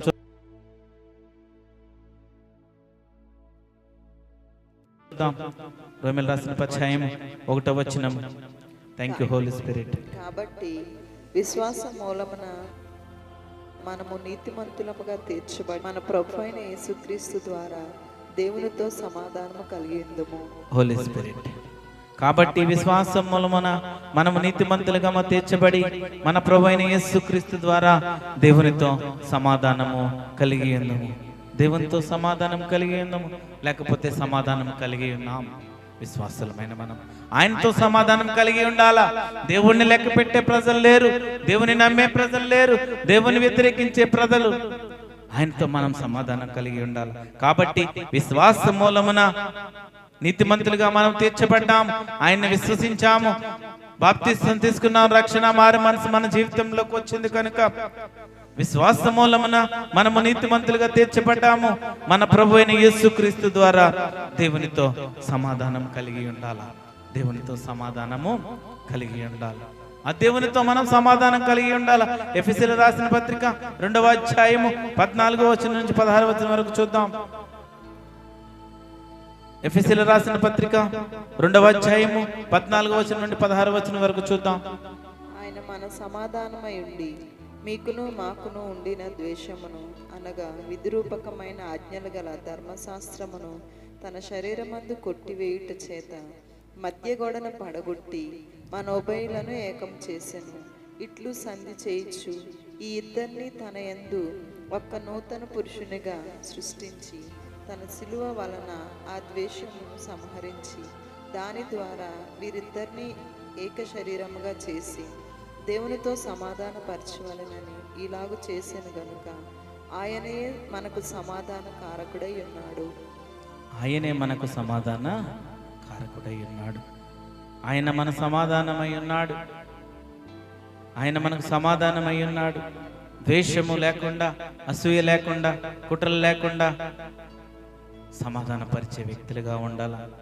తన శరీరమందు కొట్టివేడి చేత మధ్య గోడను పడగొట్టి మన ఉభయలను ఏకం చేశాడు.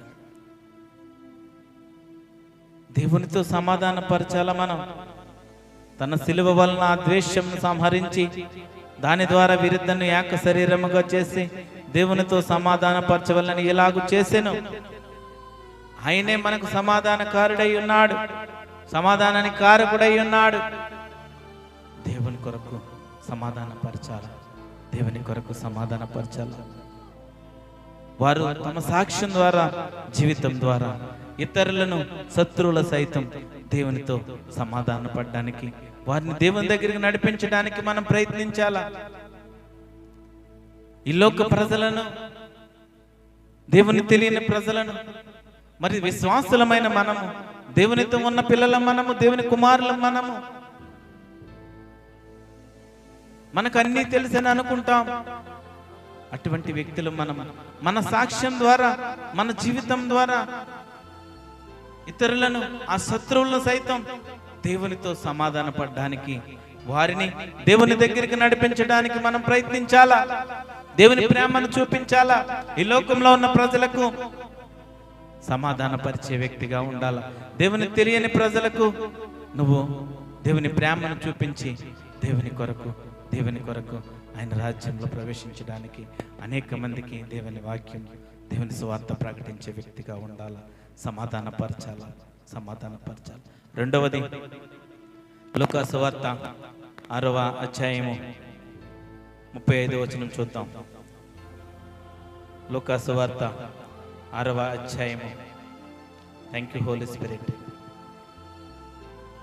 లూకా సువార్త 6వ అధ్యాయము 35వ వచనం చూద్దాం. మీరైతే ఎట్టివారిని గూర్చి నేను నిరాశ చేసుకొనక మీ శత్రువులను ప్రేమించుడి, మేలు చేయుడి, అప్పు ఇయుడి, అప్పుడు మీ ఫలము గొప్పదయుండును, మీరు సర్వోన్నతుని కుమారులయుందురు. ఆయన కృతజ్ఞత లేని వారి ఎడలను, దుష్టుల ఎడలను ఉపకారి అయి ఉన్నాడు. శత్రువులను ప్రేమించాలి, వారికి మేలు చేయాలి. శత్రువులను ప్రేమించాలి. మీరైతే ఎట్టివారిని గూర్చి నిరాశ చేసుకొనక మీ శత్రువులను ప్రేమించుడి, మేలు చేయుడి, అప్పుయుడి. మీ శత్రువులను ప్రేమించాలా. మీ మీద ఎవరైతే ద్వేషం కలిగి ఉంటారో, ఎవరైతే ఆ కోపం కలిగి ఉంటారో, ఎవరైతే ఆ పతాక స్థాయిలో క్రోధం కలిగి ఉంటారో, అటువంటి శత్రువులను మీరు క్షమించాలా. అటువంటి శత్రువులను ప్రేమించాలా. అటువంటి శత్రువులకు మేలు చేయాలా. అటువంటి వారు, ఆ శత్రువులు ఎవరైనా ఆపదలో ఉంటే వారికి అప్పు ఇవ్వాలా. అంతేగాని శత్రువులను వారి మీద ప్రతిగా, ఆ శత్రువులకు ప్రతిగా మనం కీడు చేసే వ్యక్తులుగా ఉండకూడదు. చెడ్డవారిని కూడా మనం మంచివారిగా మార్చే వ్యక్తులుగా ఉండాలా. వ్యక్తులుగా మార్చేవారిగా మనం ఉండాలా. మీ శత్రువులను ప్రేమించుడి, మేలు చేయుడి, అప్పియుడి, అప్పుడు మీ ఫలము గొప్పదయ్యుండును, మీరు సర్వోన్నతుని కుమారులయ్యుందురు. ఆ దేవుని కుమారులై ఉంటారు. మీరు ఆ లక్షణం మీలో ఉండాలా. శత్రువులను ప్రేమించే లక్షణం ఉండాలా. వారికి మేలు చేసే లక్షణం మీకు ఉండాలా. వారికి మేలు చేయాలా. శత్రువులను ప్రేమించాలా, క్షమించాలా, వారికి మేలు చేయాలా. అప్పుడు మాత్రమే ఆ సర్వోన్నతుని కుమారులుగా ఉంటారు. సర్వోన్నతుని కుమారులుగా మీరు ఉంటారు. ఈ లోకంలో ఈ ప్రజలను చూస్తే, విశ్వాసులైన ప్రజలను కూడా చూస్తే, ఒకరికి ఒకరు శత్రుత్వం పెంచుకునే వ్యక్తులుగా ఉన్నారు. కానీ దేవుని చిత్తాన్ని అనుసరించే వ్యక్తులు లేరు. దేవుని ఆశలను నెరవేర్చే వ్యక్తులు లేరు. పలకరించుకునే వారే ఉండరు. ఒక సంఘం వారు ఇంకొక సంఘం వారిని పలకరించరు. దేవుని కుమారులు మనం అందరూ, దేవుని జనాంగం మనము, దేవుని ఏక శరీరము, దేవుని సంఘము, ఒకటే సంఘము, ఒకటే శరీరము, దేవుని జనాంగం మనం అందరము. కానీ ఆ ప్రేమ లేదు. శత్రువులను సైతం ప్రేమించాలా. వారిని క్షమించాలా. వారికి మేలు చేయాలా. అప్పివ్వాలా. అవసరమైతే ఆపదలో ఉంటే మనకు చేతనైనది చెయ్యాలా, సహాయం చేయాలా. సాధ్యమైతే మరలా అది తిరిగి ఆశించకుండా ఇచ్చేవారంగా మనం ఉండాలా. అప్పివ్వడానికి మనము దేవుని కుమారులుగా ఉండాలి. అంతేకాని వడ్డీలకు కానీ, ఎక్కువ మొత్తంలో తీసుకునే వ్యక్తులుగా కానీ విశ్వాసులు మనం ఉండకూడదు. దేవుని కుమారులు మనం ఉండొద్దు. వడ్డీలకు ఇచ్చే వ్యక్తులుగా మనం ఉండకూడదు. మనం ఉండకూడదు. సాధ్యమైతే సహాయం చేసే వ్యక్తులుగా ఉండాలి. శత్రువులు సైతం ప్రేమించమంటున్నాడు. శత్రువులను సైతం క్షమించమంటున్నాడు. మనము ఆ విధంగా ప్రేమించి ఆ విధంగా మేలు చేస్తే మనము ఆ సర్వోన్నతిని కుమారులై ఉంటాము. ఒకవేళ వారి కృతజ్ఞత లేకపోయి ఉంటే దుష్టుల ఎడలను ఉపకారి అయి ఉన్నాడు. కృతజ్ఞత కలిగి కూడా జీవించాలా. మనం శత్రువులను కూడా ప్రేమించే వ్యక్తులుగా ఉండాలా, సహాయం చేసే వ్యక్తులుగా ఉండాలా. పేతురు రాసిన మొదటి పత్రిక 4వదిగా, పేతురు రాసిన మొదటి పత్రిక 3వ అధ్యాయము 9వ వచనం నుంచి 12వ వచనం వరకు చదువుకుందాం. ఆశీర్వాదమునకు వారసులవుటకు మీరు పిలువబడితిరి గనుక కీడుకు ప్రతి కీడైనను దూషణకు ప్రతి దూషణ అయినను చేయక దీవించుడి. జీవమును ప్రేమించి మంచి దినములు చూడగోరువాడు చెడ్డదాన్ని పలకకుండా తన నాలుకను, కపటపు మాటలు చెప్పకుండా తన పెదవులను కాచుకొనవలెను. అతడు కీడు నుండి తొలగి మేలు చేయవలెను, సమాధానమును వెతికి దాన్ని వెంటాడవలెను. ప్రభువు కన్నులు నీతిమంతుల మీదను ఆయన చెవులు వారి ప్రార్థన వైపునకు ఉన్నవి గాని ప్రభు ముఖము కీడు చేయవారికి విరోధముగా ఉన్నది. ప్రభు ముఖము కీడు చేయవానికి విరోధంగా ఉంది. కీడుకు ప్రతి కీడు, దోషణకు ప్రతి దోషణ చేయకూడదు. ఇది దేవుని కుమారులలో మరి ఉండవలసిన లక్షణం.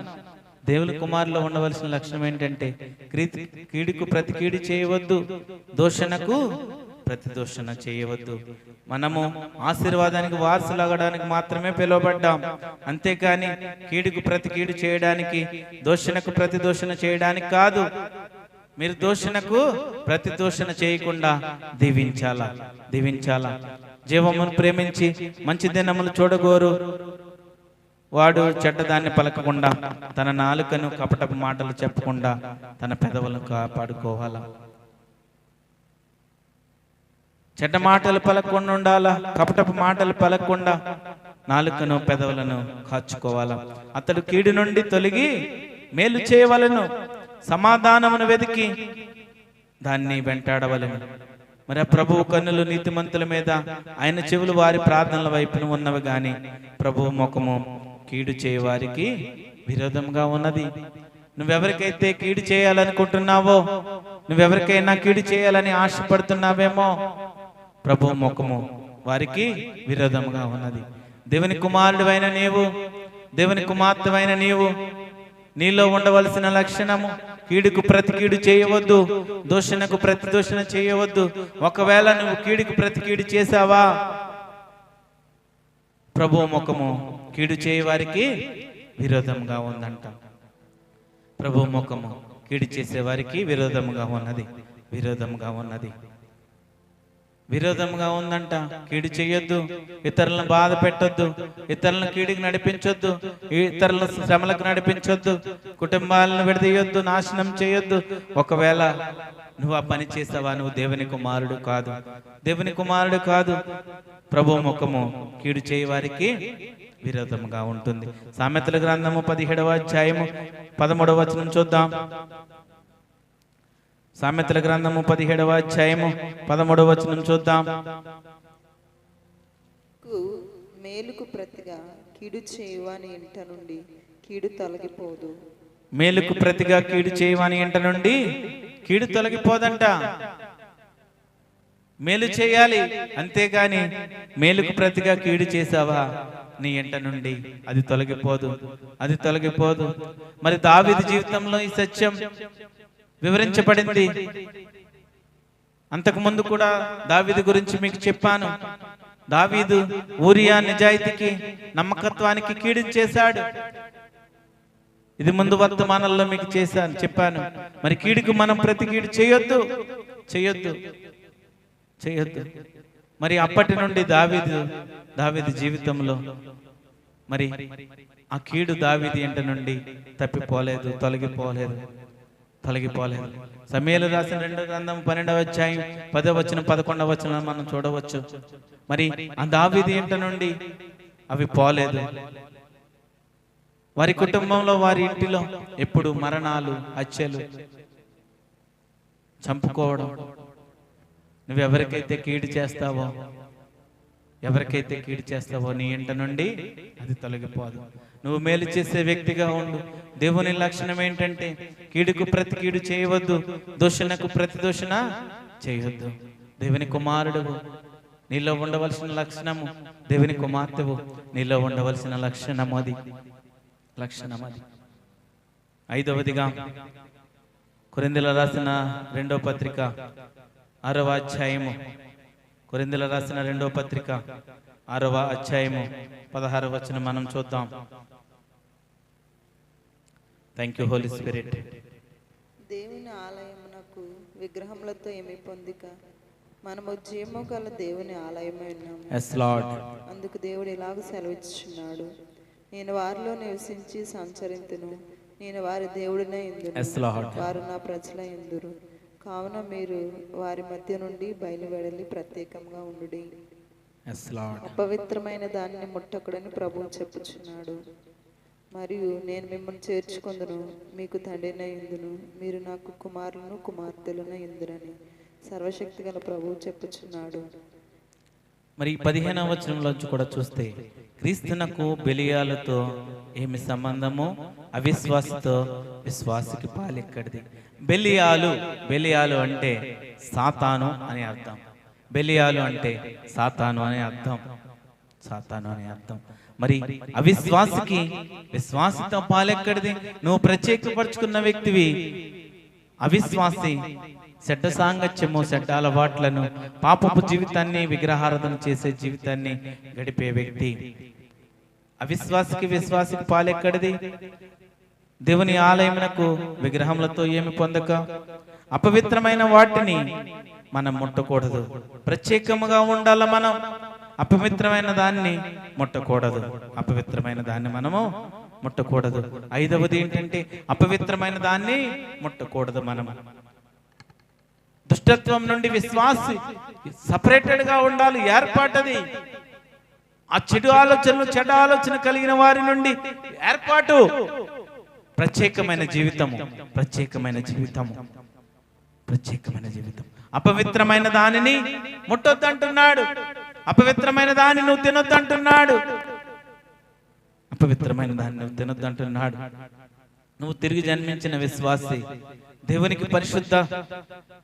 దేవునికి పరిశుద్ధాత్మకు ఆలయమై ఉన్నావు. ఆ పరిశుద్ధాత్మ దేవునికి ఆలయమై ఉన్నావు. నీ హృదయము దేవునికి ఆలయమై ఉన్నది. నీ శరీరము. మరి అపవిత్రమైన దానిని ఏ విధంగా దేవుని ఆలయంలోకి రప్పిస్తావు?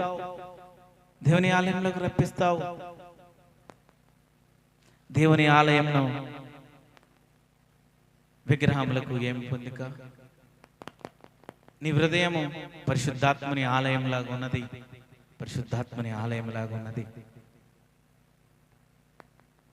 అపవిత్రమైన వాటిని మనం ముట్టుకొనకూడదు.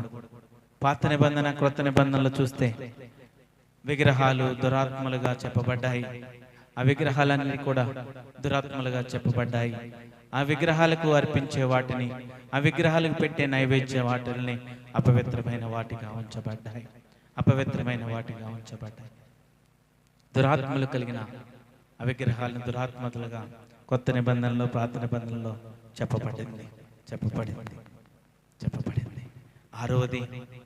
ఆరవది కొరింథీయులకు రాసిన 2వ పత్రిక 6వ అధ్యాయము 14వ వచనంలో, మీరు అవిశ్వాసులతో జోడుగా ఉండకూడి, నీతికి దుర్నీతితో ఏమి సాంగత్యము, వెలుగునకు చీకటితో ఏమి పొత్తు. చీకటి సంబంధాలతో సాంగత్యం చేయక ప్రత్యేకంగా ఉండాల మనం. ఆ చీకటి సంబంధాలతో సాంగత్యం చేయొద్దు. వెలుగునకు చీకటితో ఏమి పొత్తు?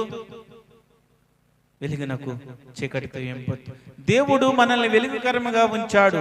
దేవుడు మనల్ని మహిమకరముగా ఉంచాడు. దేవుడు మనల్ని ఆశీర్వాదకరముగా ఉంచాడు. దేవుడు మనల్ని నక్షత్రము వలె, ఒక జ్యోతి వలె ఉంచాడు. చీకటితో మనకేమి సంబంధము, ఏమి సాంగత్యము? ఆ చీకటి సంబంధమైన ఆ పాపములో బతుకుతున్న వారికి మనకి ఏమి సాంగత్యము? మనం ప్రత్యేకించబడ్డాము, పవిత్రించబడ్డాము, పవిత్రతలోకి వచ్చాము, పరిశుద్ధపరచబడ్డాము. Thank you Holi spirit. Thank you Jesus. Hallelujah. చీకటి కార్యాలు, చీకటి కార్యాలు, మత్తు పదార్థాలు, పాపపు కార్యాలు, ఇతరులను మోసం చేయడం, నష్టపరచడం, చెడ్డ స్నేహాలు, ఈ సాంగత్యము మనకు పనికిరాదు. దేవునికి ప్రత్యేకంగా ఉండాలా, దేవునికి ప్రత్యేకంగా ఉండాలా, దేవునికి ప్రత్యేకంగా ఉండాలా, దేవునికి ప్రత్యేకంగా ఉండాలి. అవిశ్వాసాలతో మనం సంబంధాలు పెట్టుకోకూడదు, అవిశ్వాసాలతో మనం సాంగత్యం పెట్టుకోకూడదు, అవిశ్వాసాలతో వ్యాపారాలు సంబంధాలు పెట్టుకోకూడదు. దేవుడు స్పష్టంగా మాట్లాడుతున్నాడు, చీకటి సంబంధాలతో సాంగత్యం చేయొద్దు, ప్రత్యేకంగా ఉండాలి, ప్రత్యేకంగా ఉండాలి. 7వది, నిరపరాధులుగా నిష్కలంకులుగా జీవించాలి. అవిశ్వాసి యొక్క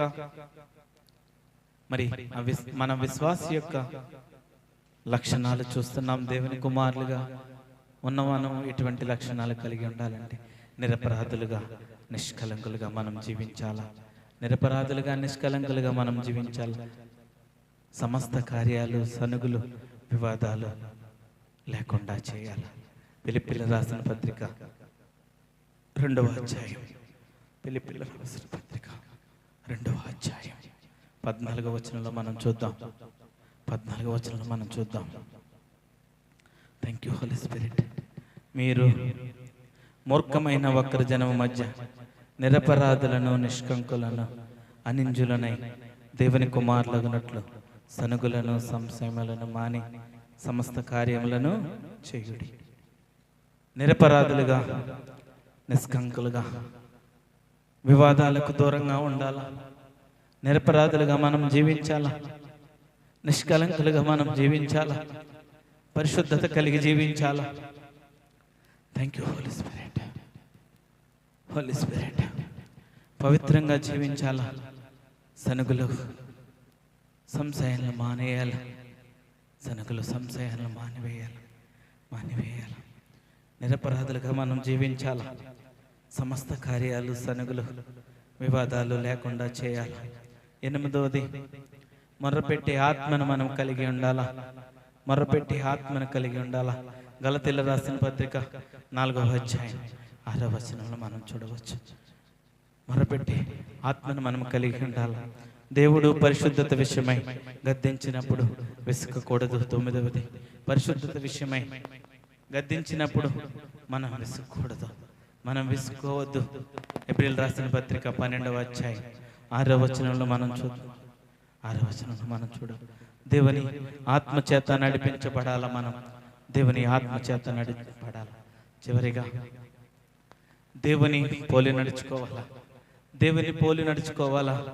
క్రీస్తుతో కూడా మహిమ పొందుటకు ఆయనతో శ్రమపడాలా, ఆయనతో శ్రమపడాలా. పరలోకము పొందినట్లు యోగ్యులుగా ఎంచబడాల, పరలోకం పొందినట్లు యోగ్యులుగా మనము ఎంచబడాల. దేవుని కుమారులగుటకు ఇటువంటి లక్షణాలు మనం కలిగి ఉండాలంటే తీర్మానం చేసుకో. దేవుని కుమారులుగా ఈ లక్షణాలు మనం కలిగి ఉండాలా, దేవుని కుమారులుగా మనం ఈ లక్షణాలు కలిగి ఉండాలి. ఎవరైతే దేవుని అంగీకరిస్తారో వారు మాత్రమే దేవుని కుమారులుగా ఎంచబడతారు. దేవుని కుమారుని యొక్క లక్షణాలు ఏంటంటే, మొట్టమొదటిది సమాధానపరచాలి, 2వది శత్రువులను ప్రేమించాలి, వారికి మేలు చేయాలి, అప్పిచ్చేవారంగా ఉండాలా, కీడికి ప్రతి కీడు చేయవద్దు, దోషణకు ప్రతి దోషణ చేయవద్దు, అపవిత్రమైన వాటిని ముట్టుకోవద్దు, చీకటి సంబంధులతో సాంగత్యం చేయక ప్రత్యేకముగా ఉండాలా, నిరపరాధులను నిష్కలంకగా మనం జీవించాలా, సమస్త కార్యాలు, సనుగులు, వివాదాలు లేకుండా ఉండాలా, మొర్రపెట్టే ఆత్మను కలిగి ఉండాలా. దేవుడు పరిశుద్ధాత్మ విషయమై గమనించినప్పుడు విసుకకూడదు, దేవుని ఆత్మ చేత నడిపించబడాలా, దేవుని పోలిక చెప్పున నడుచుకోవాలా, క్రీస్తుతో కూడా మహిమ పొందుటకు ఆయనతో శ్రమ పడాలా, పరలోకం పొందినట్లు యోగ్యులుగా ఎంచబడాల. చివరిగా ఎఫెసీయులకు రాసిన పత్రిక 5వ అధ్యాయము 2వ వచనం మనం చూద్దాం. 5వ అధ్యాయము 2వ వచనం మనం చూస్తే, క్రీస్తు మిమ్మల్ని ప్రేమించి పరిమళ వాసనగా ఉండుటకు మన కొరకు తను తాను దేవునికి అర్పణముగాను బలిగాను అప్పగించుకొనను, అలాగుననే మీరు ప్రేమ కలిగి నడుచుకోనండి. దేవుని చిత్తం నెరవేర్చబడడానికి అవసరమైతే క్రీస్తు కొరకు ప్రాణమైన ఇచ్చినట్లుగా ఆయనను మనం ప్రేమించాలా, దేవుని కుమారులుగా ఉండాలా, దేవుని ఆత్మ చేత నడిపించబడిన వారముగా పరిశుద్ధులుగా పవిత్రములుగా మనం ఉండాలా. దేవుని కుమారులమైన మనము పవిత్రములుగా పరిశుద్ధముగా ఈ లక్షణాలు మనం కలిగి జీవించాలా. ఒక తీర్మానం చేసుకో, ఒక తీర్మానం చేసుకో. ఈ దినమున ఒక తీర్మానం చేసుకో. దేవుని కుమారునిగా ఉండడానికి ఆయన యందు విశ్వాసం ఉంచి నమ్మి బాప్తిస్తం పొంది రక్షణ మార్గంలో వస్తే ఆయన కుమారుడిగా ఉంటావు. ఆయన కుమారుడిగా ఉంటే నీ జీవితంలో ఈ లక్షణాలు కలిగి ఉండాలి, ఈ లక్షణాలు కలిగి ఉండాలి. ఒక తీర్మానం చేసుకో. ఈ మధ్యాహ్న కాల సమయంలో ఒక తీర్మానం చేసుకో, ఒక తీర్మానం చేసుకో, ఒక తీర్మానం చేసుకో, తీర్మానం చేసుకో, తీర్మానం చేసుకో. దేవుని కుమారులుగా ఉంటే మనం ఈ లక్షణాలు కలిగి ఉండాలి. ఒక తీర్మానం చేసుకో, తీర్మానం చేసుకో. ప్రార్థన చేసుకుందాం.